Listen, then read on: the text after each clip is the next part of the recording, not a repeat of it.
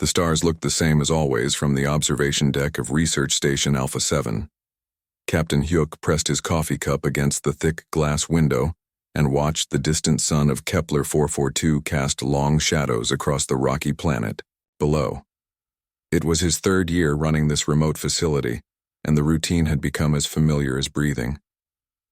Another quiet day, he said to himself, taking a sip of the bitter coffee.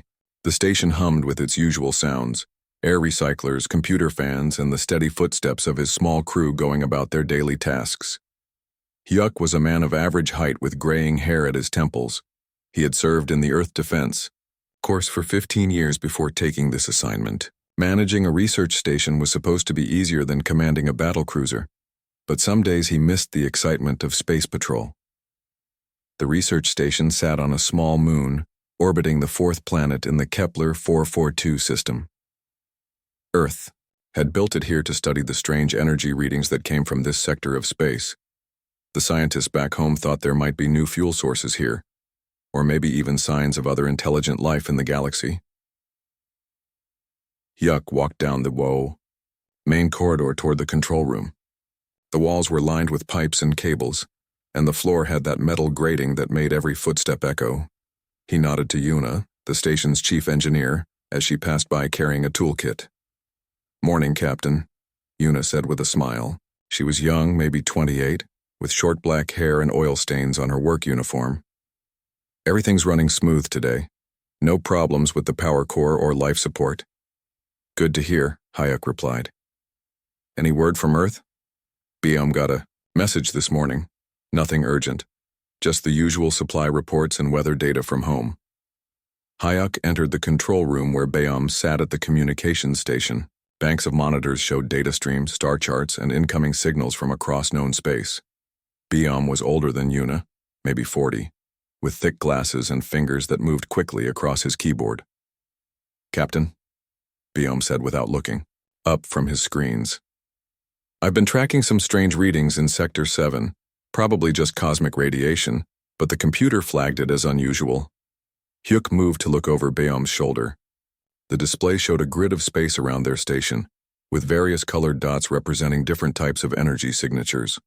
Most were normal: distant stars, passing asteroids, background radiation from the galaxy itself. "What makes it strange?" Hyuk asked. "The pattern," Bayam pointed to a cluster of faint blue dots. "Usually cosmic radiation is random, but this has a structure to it, almost like it's organized." Hyuk studied the screen for a moment. In his years of service, he had learned to trust his instincts about unusual readings. But he had also learned not to jump to conclusions.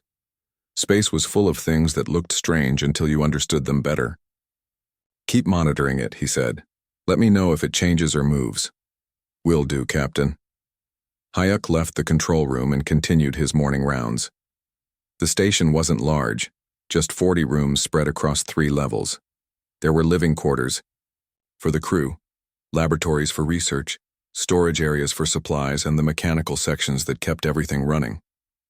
In the main laboratory, he found Nari hunched over a computer terminal, studying energy wave patterns. Nari served as the station's tactical specialist, though there wasn't much tactics needed on a research station. She was tall and athletic, with sharp eyes that seemed to notice everything. "How are the experiments going?" Hyuk asked. "Slowly," Nari replied, pushing a strand of dark hair behind her ear. "We're still trying to understand these energy readings. They don't match anything in our databases. It's like the energy is being controlled somehow, but we can't figure out how or by what." Hyuk nodded. The mysterious energy signatures were the reason this station existed. Earth's scientists hoped that understanding them might lead to new technologies or new sources of power. So far, after 3 years of study, they had more questions than answers. "Any theories?" he asked.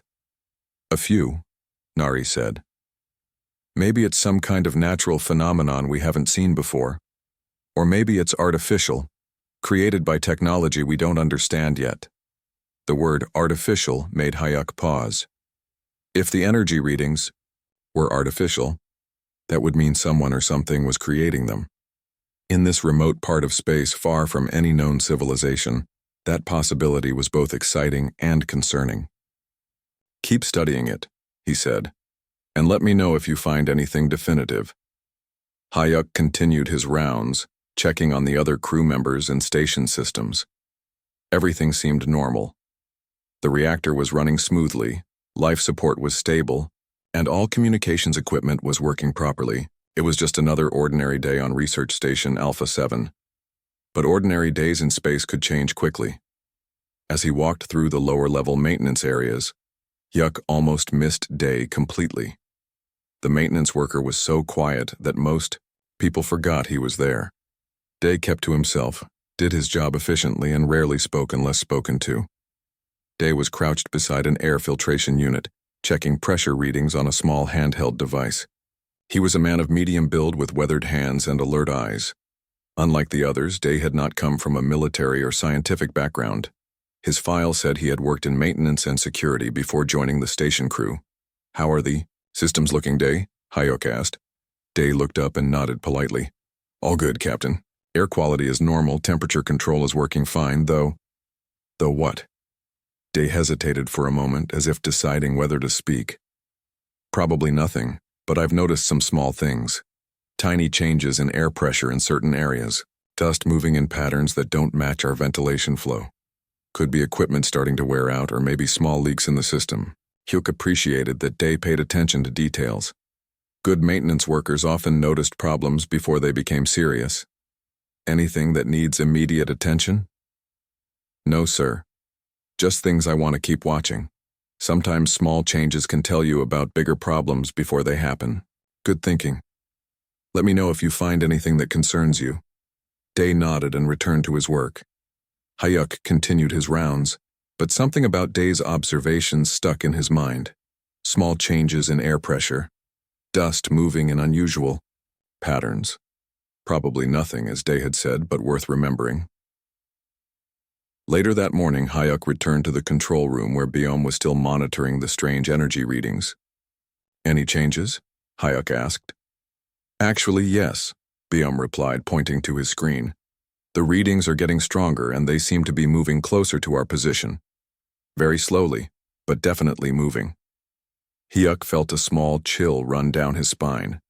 Moving energy readings could mean many things, but in his experience, things that moved in space usually had a purpose. "How close?" he asked. "Still pretty far out, but if it keeps moving at this speed, it'll be in our immediate area within a few hours. Keep tracking it closely." "And Biom?" "Yes, Captain?" "Don't mention this to the others just yet. No point in causing worry over something that might turn out to be nothing." But as Hyuk left the control room, he had a feeling that whatever was creating those energy readings, it was definitely not nothing. And for reasons he couldn't quite explain, he kept thinking about Day's observations about the air pressure and the moving dust. In space, he had learned, there were no such things as coincidences.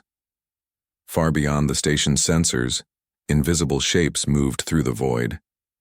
They had been watching, waiting, and planning. Now it was time to begin their test. The invisible ship moved through space like a shadow that cast no shadow. Its hull bent light around itself, making it completely unseen to any sensors or eyes that might be watching. Inside the ship, 3 tall figures stood around a holographic display showing Research Station Alpha 7. Commander Thexval studied the human facility with the patience of a predator. His species, the Vorthak, had been testing other civilizations for the Galactic Council for over 200 years. Not once had they been detected during a stealth assessment. "The humans appear to follow predictable patterns," said Sub-Commander Vectar, pointing at the hologram with one of his 4 arms. "They have established routines for their daily activities. Security is minimal." "As expected," Thexval replied, his voice making clicking sounds that his translator converted to galactic standard. "According to our intelligence, humans are a young species. They have barely left their home planet. Their technology is primitive by galactic standards." The 3rd Vorthak, Scout Nexion, activated another display showing detailed scans of the station. Their energy systems are crude, but functional. Their computers use basic quantum processing. Their weapons are simple projectile and energy-based systems. Nothing that should concern us. Thexval nodded his elongated head. The Vorthak looked like giant insects that had learned to walk upright. They had compound eyes that could see across multiple spectrums, skin that could change color for camouflage, and natural abilities that had been enhanced by thousands of years of technological development.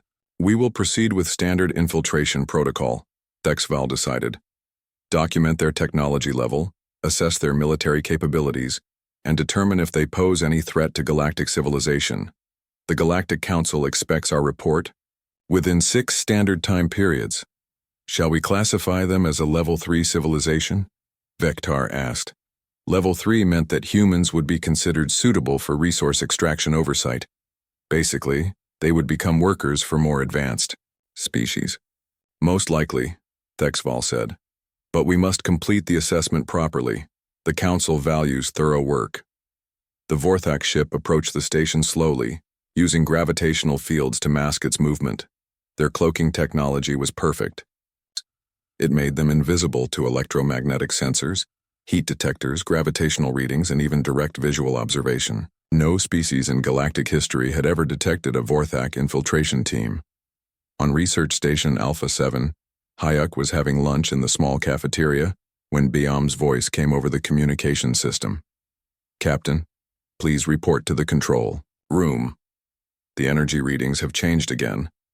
Hyuk put down his sandwich and walked quickly to the control room. Biom was staring at his monitors with a confused expression. What's happening? Hyuk asked. The energy readings just stopped moving, Biom replied.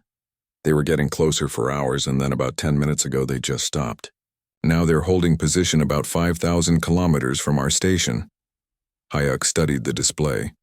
The blue dots that represented the strange energy signatures were now stationary, forming a small cluster in space near their location. Could it be a natural phenomenon? Hayek asked. Maybe some kind of space storm or energy cloud? I don't think so, Biom said, adjusting his glasses. Natural phenomena don't usually stop and hold position like this. This looks more like something that's under intelligent control. The word intelligent made Hayek's stomach tighten. He had always known that humanity might encounter other intelligent life eventually, but he had hoped it would happen closer, to Earth, where they could get help if needed. Any attempts at communication? He asked. I've been sending standard greeting signals on all frequencies, Biom replied. No response so far. Hayek thought for a moment. Keep trying to make contact. And Biom, I want you to prepare a message drone to send back to Earth. Include all our data on these energy readings. If something happens to us, Earth needs to know about this. You think we're in danger? I think we need to be prepared for anything. Meanwhile, the Vorthak had successfully docked their invisible ship to an unused airlock on the station's lower level. Their technology created a perfect seal that the station's computers didn't even register. To all sensors, the airlock remained closed and secure. Thexval led his team through the airlock and into the station's maintenance corridors. Their cloaking technology worked perfectly in the enclosed space, making them completely invisible and silent. Their feet made no sound on the metal floors and their bodies cast no shadows. Scanning for life forms, whispered Nexion, though his cloaking field prevented any sound from escaping. 5 humans detected, Vectar reported, all following expected behavioral patterns. 2 in the control areas, 1 in the laboratory section, 1 in the living quarters, and 1 in the maintenance areas. We'll document everything, Thexval decided. Start with their computer systems. I want to know exactly what level of technology they've achieved. The 3 Vorthak moved through the station like ghosts. They passed within meters of human crew members without being detected. They used their advanced scanners to record everything. Computer systems, weapons, energy sources, communication equipment. In the laboratory, Nari continued her work on the energy readings. Unaware that invisible visitors were studying her equipment, the Vorthak scanners analyzed her computers and instruments. Primitive, quantum resonance detectors, Vectar noted in his report. Basic energy wave analysis tools. Their understanding of subspace physics appears limited. In the control room, Biom was still trying to establish communication with the mysterious energy source. He didn't notice that his computer screens were being scanned, and his communication logs were being copied by invisible observers. Standard electromagnetic communication arrays, Nexion recorded. No subspace communication capability detected. No quantum entanglement networks. Their information technology is approximately 2,000 years behind galactic standard. The Vorthak moved through the station systematically, documenting everything they found. To them, the humans appeared to be exactly what their intelligence reports had suggested, a primitive species that had barely begun to explore space. But in the maintenance areas, Day was noticing things that others might miss. He was checking the air circulation system when he noticed that the dust patterns on some of the equipment were different than they should be. Dust should settle evenly or move according to air currents. But in several places he saw dust that had been disturbed in ways that didn't match the ventilation flow. Day crouched down and examined the floor carefully. The metal grating showed no footprints, but there were tiny scratches and marks that hadn't been there yesterday. They were very small, almost invisible, but his trained eye caught them. During his years in the Korean Special Forces, Day had learned to track people through difficult terrain. He had developed an eye for details that others missed. Broken twigs, disturbed soil, changes in the environment that showed someone had passed through an area. Now, in the sterile environment of the space station, he was seeing similar signs. Someone or something had been moving through areas where no humans had any reason to go. Day stood up and looked around carefully. The corridor appeared empty, but something felt wrong. The air seemed different somehow. There were no visible signs of intruders, no sounds, no obvious threats, but his instincts, developed through years of dangerous missions, were telling him that he was not alone. He moved quietly to a communication panel and pressed a button that would connect him directly to Captain Hyuk. "Captain," he said quietly, "this is Day. I'm in maintenance section C7. I think you should come down here when you have a chance. I want to show you something." "What kind of something?" Hyuk's voice came back through the speaker. "I'd rather show you in person, sir. It's probably nothing, but I'd like you to take a look." Hyuk had learned to trust his crew's instincts. "I'll be down in a few minutes." As Day waited for the captain, he continued to study the corridor around him. The more he looked, the more convinced he became that someone had been here. Someone who was very good at not leaving obvious traces, but not quite good enough to fool someone who knew what to look for. The invisible Vorthak had moved on to other areas of the station, unaware that their presence had been detected. Their technology made them invisible to machines, but it couldn't hide all the small ways that their presence affected the environment around them. Air displacement, tiny changes in temperature, microscopic disturbances in dust and debris, the kinds of things that electronic sensors might miss but that a human with the right training and experience might notice. When Hyuk arrived in the maintenance section, Day showed him the dust patterns and the small marks on the floor. "You think someone has been down here?" Hyuk asked. "I think something has been down here," Day replied. "The question is what, and whether it's still here." Hyuk felt the same chill he had experienced earlier when Biom reported the moving energy readings. Two unusual events on the same day was more than a coincidence. "Show me everything you found," he said. As Day explained what he had observed, neither of them realized they were being watched by invisible eyes that were beginning to understand that humans might be more observant than the Galactic Council had expected. Hyuk studied the small marks and dust patterns that Day had shown him. To most people they would look like nothing at all. But Hyuk had enough military experience to recognize that Day was right. Someone or something had been moving through areas where they shouldn't be. "How sure are you about this?" Hyuk asked quietly. "Very sure," Day replied. "I've been maintaining this station for 2 years. I know how everything should look, how the air moves, where dust settles. This is different." Hyuk made a decision. "I want you to keep looking around, but be careful. Don't let anyone else know what you're doing. If there really is someone on this station, we need to find out who they are and what they want." "Understood, Captain."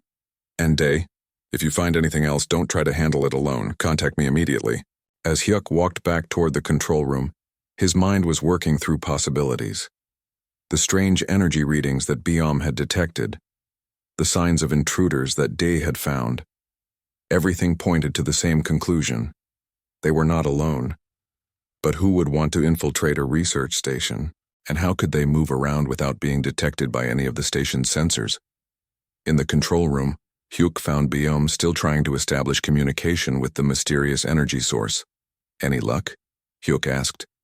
"Nothing," Biome replied, frustration clear in his voice. "I've tried every frequency, every standard greeting protocol. If there's someone out there, they're not responding.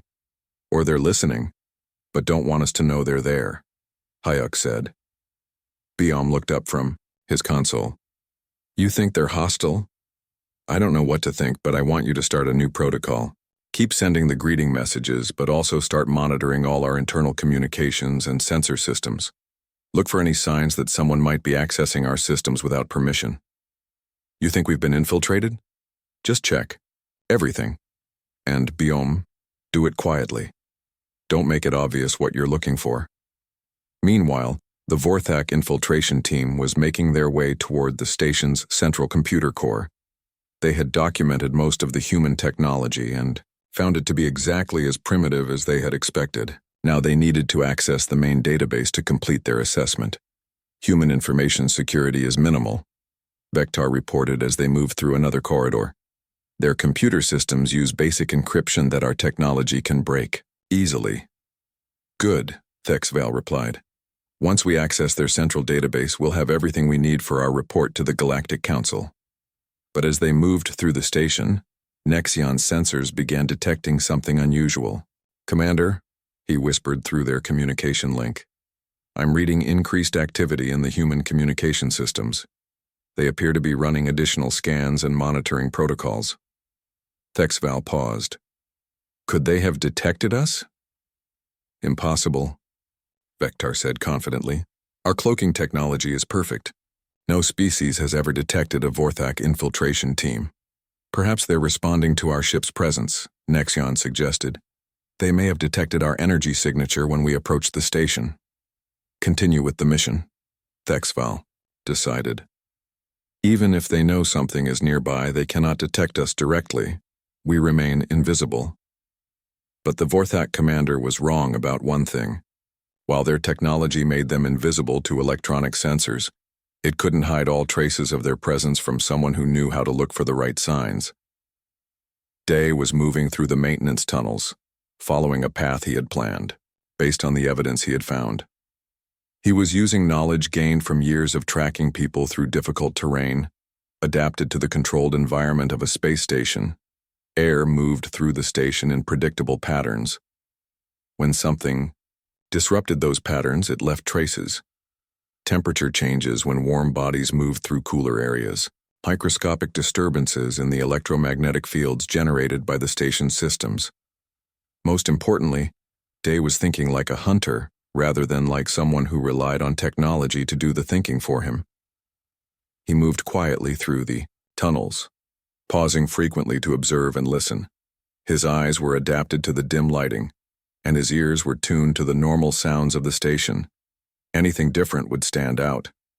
In corridor B4, he found more evidence. The air recycling intake showed dust patterns that were completely wrong for normal airflow. Something had passed by this location recently. Something that displaced air in a way that didn't match any of the station's crew.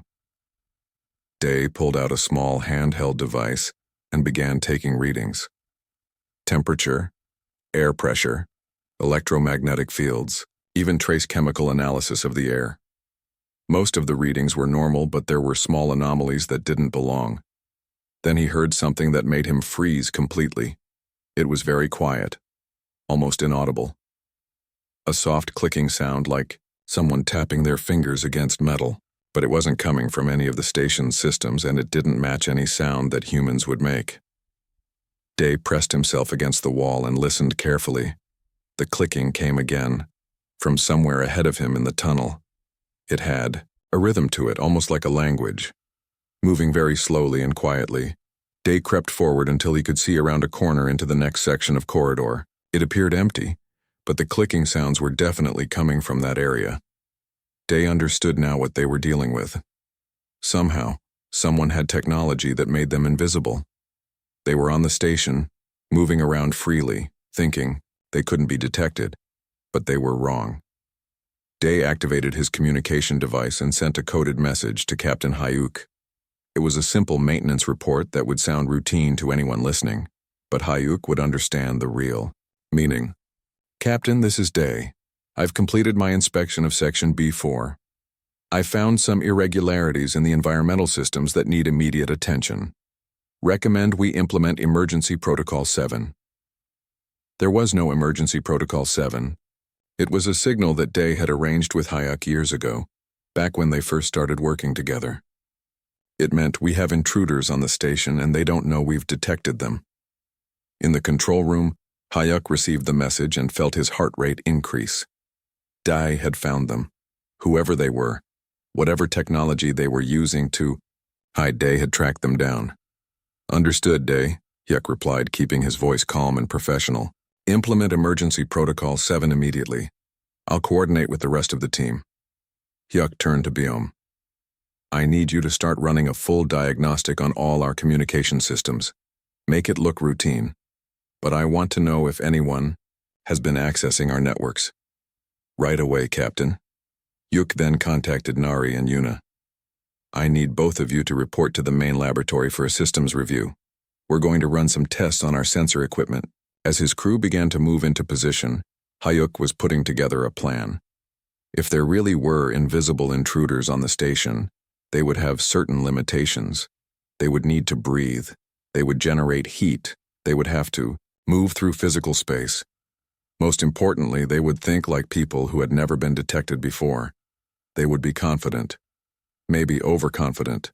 They would follow predictable patterns because their technology had always been enough to keep them safe. But humans had learned to hunt long before they had developed advanced technology. And sometimes, the old ways were more effective than the new ones. In the laboratory, Nari and Yuna were setting up equipment that appeared to be for routine testing, but was actually designed to detect environmental changes that might indicate the presence of invisible intruders. What exactly are we looking for? Yuna asked quietly. Anything unusual? Nari replied. Air displacement, temperature variations, electromagnetic disturbances, anything that doesn't match normal station operations. You really think there's someone on the station? The captain thinks so, and Day found evidence. That's enough for me.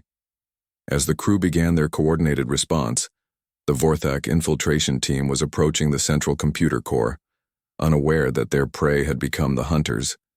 They moved with the confidence of a species that had never been detected during a stealth mission. Their technology was perfect, their training was thorough, and their target was primitive. But they had made one critical error in their assessment. They had assumed that humans would rely entirely on technology to detect threats. They hadn't considered that a species that had evolved as persistence hunters might have other ways of tracking intruders. Commander Thexval led his team through the final corridor toward the computer core, believing that they remained completely invisible and undetected. He was about to learn that believing something and having it be true were two very different things. Behind them, moving through the maintenance tunnels with the patience of a predator, Day was closing in on their position. He knew where they were going, and he knew how to get there first. The invisible aliens were about to discover that humans had been hunting successfully for thousands of years before they ever invented cloaking technology. Commander Thexval moved silently through the final corridor leading to the human computer core. His cloaking technology was working perfectly. He was completely invisible to both electronic sensors and visual observation. Behind him, Vectar and Nexion followed in formation, their movements coordinated and professional. Scanning the area, Nexion reported through their secure communication link. No human life signs detected in the immediate vicinity. The computer core appears to be unguarded. As expected, Thexval replied with satisfaction. These primitive beings have no concept of proper security. Their computer systems will be easily accessible. The three Vorthak had been moving through the station for over 2 hours, documenting human technology and preparing their assessment report. Everything they had observed confirmed their initial evaluation. Humans were a level 3 civilization at best, suitable only for resource extraction oversight. They approached the entrance to the computer core, a reinforced door that should have posed no challenge to their advanced technology. Vector activated his electronic infiltration device, designed to override any security system known to galactic civilization. Door security is extremely primitive, Vector reported. Basic electronic locks with simple encryption. I can bypass this in moments. But as Vector worked on the door controls, none of the Vorthak noticed the quiet footsteps approaching from behind them. Their sensors were focused forward, toward their target, and their confidence in their cloaking technology had made them careless about watching their rear. Day had been moving through the maintenance tunnels parallel to their route, using his knowledge of the station's layout to predict where they would go. The computer core was the most valuable target on the station. If he were infiltrating the facility, that's where he would head eventually. He had arrived at the computer core, section 10 minutes before the aliens, using a maintenance access that brought him out behind their expected position. Now he waited in a small alcove that the station's sensors would register as empty, watching for signs of the invisible intruders. Day had spent 8 years in the Korean Special Forces before joining the station crew. He had hunted human targets, through jungles, mountains, and urban environments. He had learned that the best technology in the world couldn't replace human intuition and experience. He listened carefully to the sounds around him. The normal hum of the station's systems, the distant sound of air circulation, the faint vibration of machinery, and underneath it all, something that didn't belong, the barely audible sound of breathing that wasn't human. Day could hear 3 distinct breathing patterns, slow, controlled, but different from human respiration. The rhythm was wrong, and there seemed to be more air movement than humans would generate. He could also sense displacement in the air around him. When invisible bodies moved through space, they still had to push air out of the way. The air currents in the corridor were behaving in ways that didn't match the station's ventilation patterns. Most importantly, Dai could feel the presence of other intelligent beings. It was something he had learned to trust during dangerous missions, the sense that he was being watched, or that he was not alone in a space where he should be alone. The invisible intruders were there, very close to him, working on something near the computer core entrance. Day took a slow, quiet breath and stepped out of the alcove. "I know you're there," he said calmly in English, then repeated the same words in the basic galactic standard that all Earth Defense Corps personnel were taught. "You've been tracked for the past 4 hours." The reaction was immediate. The breathing. Sound stopped completely, as if the invisible beings had frozen in shock. The air currents changed suddenly, suggesting that the intruders had spun around to face him. Day continued speaking, his voice calm and professional. "Your technology is very good. You're invisible to our sensors and to our eyes. But you breathe. You displace air. You create tiny gravitational disturbances, and your equipment generates electromagnetic signatures that don't match our systems." He paused, then added, "Also, you move like soldiers. Predictable patterns by the book formations. I used to hunt people for a living, and soldiers are easier to track than civilians because they follow their training even when they should be adapting to circumstances." The corridor remained silent, but Day could sense confusion and shock from the invisible beings. They had clearly never been detected before, and they didn't know how to respond to this situation. "Commander Thexvel of the Vorthak Infiltration Unit," Captain Hayek's voice suddenly echoed through the corridor speakers. "You and your team are surrounded. Please deactivate your cloaking technology and surrender your weapons." The shock of hearing his name and species spoken aloud was too much for Commander Thexvel. His translator device, designed to convert his natural clicking sounds into galactic standard, activated automatically. "Impossible," Thexvel said, his voice filled with disbelief. "No species has ever detected a Vorthak stealth team. Our cloaking technology is perfect."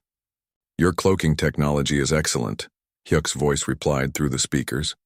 "But it's designed to fool electronic sensors and visual observation.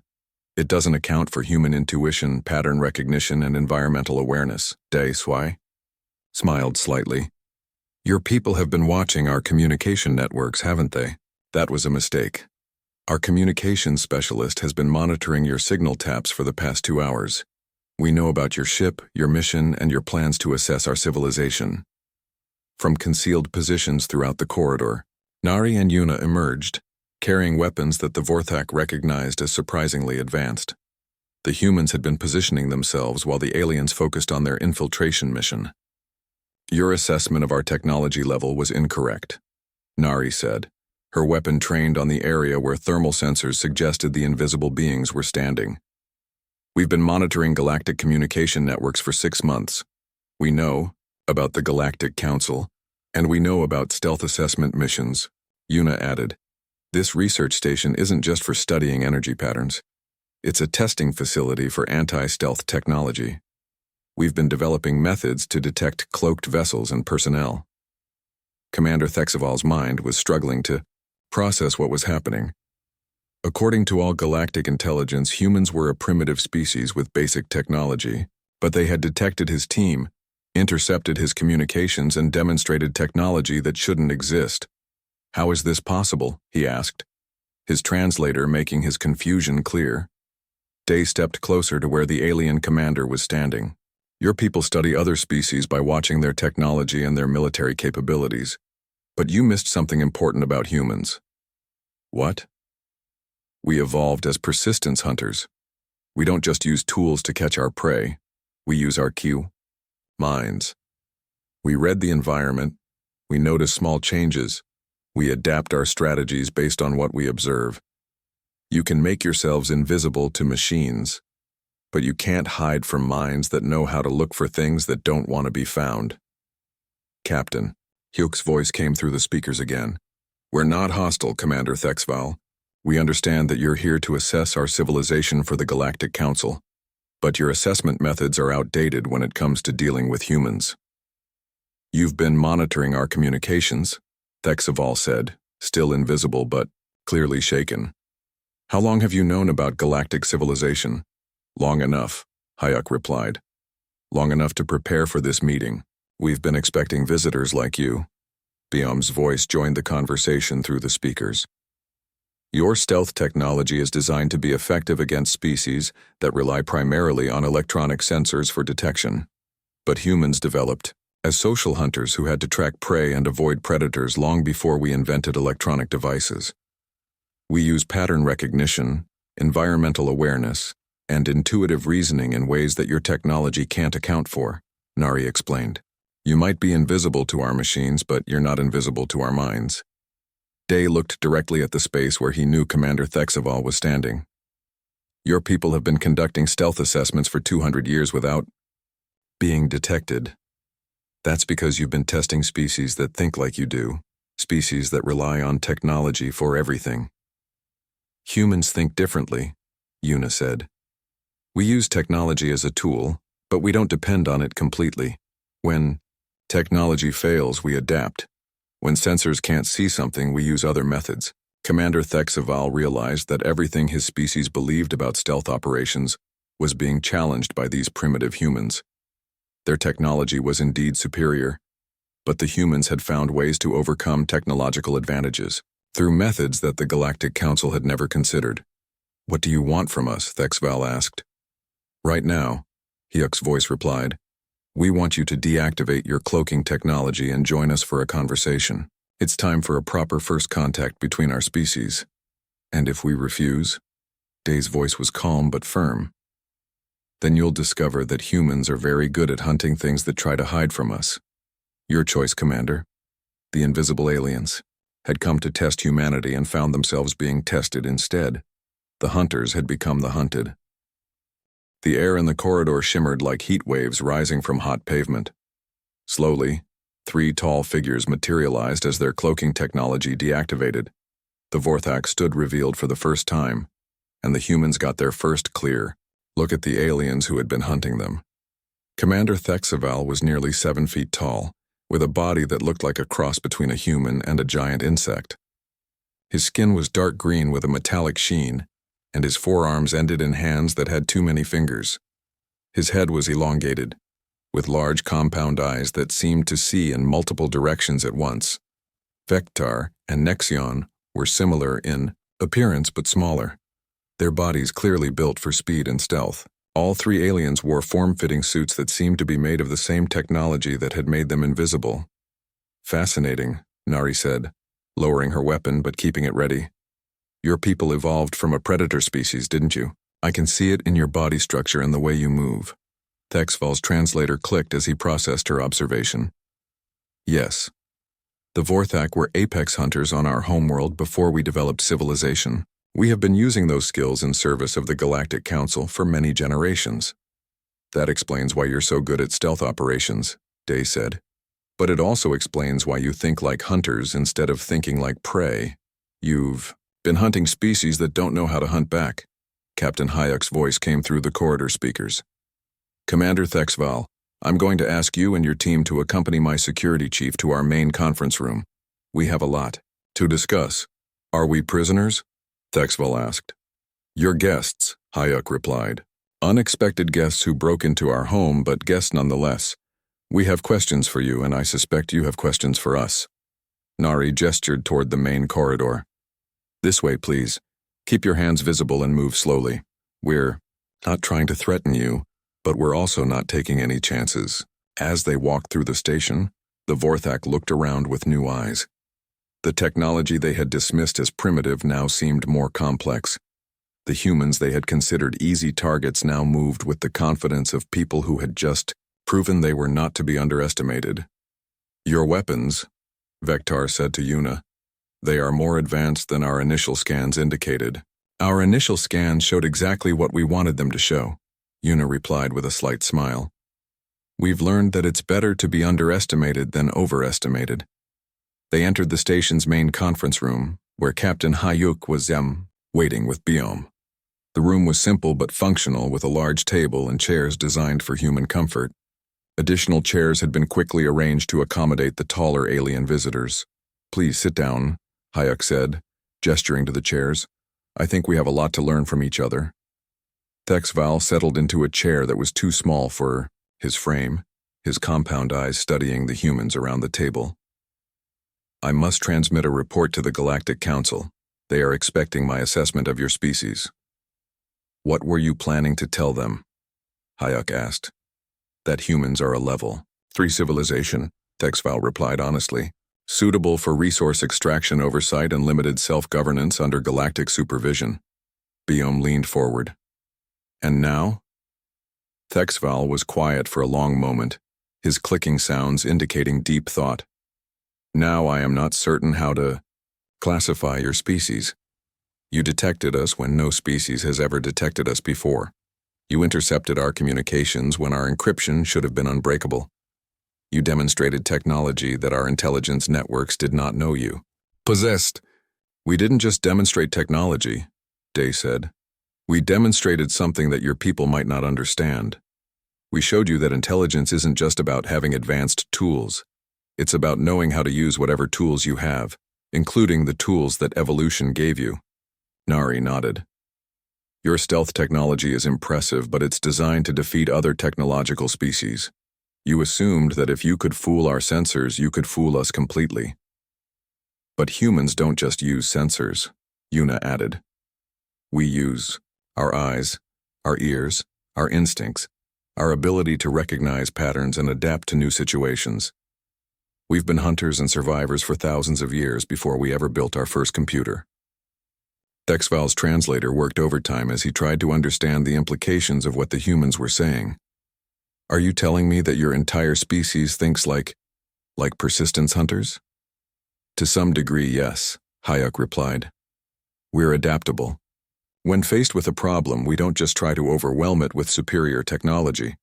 We study it, we learn from it, we find creative solutions. That's why you were able to detect us, Nexion said, understanding beginning to show in his voice.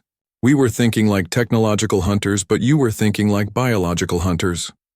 Exactly, Day said. You have excellent technology, but you've become dependent on it. When it doesn't work the way you expect, you don't have backup plans. Biom activated a display screen that showed recordings of the aliens' infiltration. We've been monitoring galactic communications for months. We knew that someone would eventually come to assess us. We prepared for it.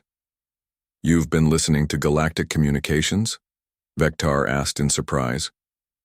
Your communication networks aren't as secure as you think they are, Bayom replied. Human computer specialists are very good at finding ways into systems that aren't supposed to be accessible. Thexval realized that his entire assessment of human capabilities had been wrong from the beginning. What else do we not know about your species? Hyuk smiled. Quite a lot, I suspect. But I think the more important question is, what happens now? You came here to assess us for the Galactic Council. What are you going to tell them? Thexval considered the question carefully. Everything he had observed challenged the standard classification system that the Council used to evaluate new species. Humans had demonstrated technological capabilities beyond what their civilization level should allow. More importantly, they had demonstrated cognitive abilities that the galactic community didn't know how to measure. I will tell them that humans cannot be classified using our standard system, Thexval decided.